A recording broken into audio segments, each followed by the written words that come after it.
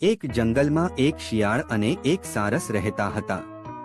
બંને વચ્ચે સારી મિત્રતા હતી, પરંતુ શિયાળ સ્વભાવે ખૂબ જ લુચ્ચું અને તોફાની હતું. તેને બીજાની મજાક ઉડાવવામાં ખૂબ આનંદ આવતો હતો.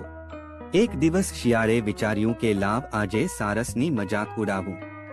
તેણે સારસને ઘરે જમવાનું આમંત્રણ આપ્યું. સારસ તો રાજી થઈને શિયાળના ઘરે પહોંચ્યું. શિયાળે ભોજનમાં સ્વાદિષ્ટ ખીર બનાવી હતી, પણ તેણે લુચ્ચાઈ વાપરીને ખીર બે છીછરી થાળીમાં પીરસી.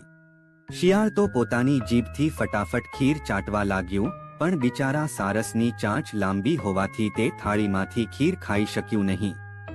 તે ફક્ત જોતું જ રહી ગયું. શિયાળે પૂછ્યું, કેમ મિત્ર, ખીર ભાવતી નથી? સારસે શાંતિથી જવાબ આપ્યો, ના મિત્ર, ખીર તો બહુ સરસ છે, પણ મારું પેટ ભરાઈ ગયું છે. સારસ સમજી ગયું કે શિયાળે તેની મજાક ઉડાવી છે. થોડા દિવસો પછી સારસે શિયાળને પોતાના ઘરે જમવા બોલાવ્યું.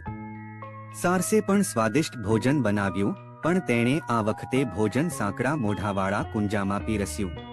સારસ તો પોતાની લાંબી ચાંચ વડે આરામથી ભોજન જમવા લાગ્યું, પણ શિયાળનું મોઢું કુંજામાં અંદર જઈ શક્યું નહીં.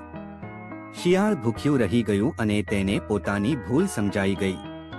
તેને યાદ આવ્યું કે કેવી રીતે તેણે સારસને થાળીમાં જમવાનું આપીને હેરાન કર્યું હતું.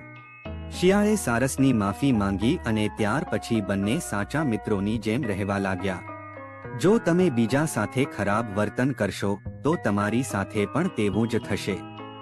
હંમેશા બીજા સાથે માનભર્યું વર્તન કરવું જોઈએ.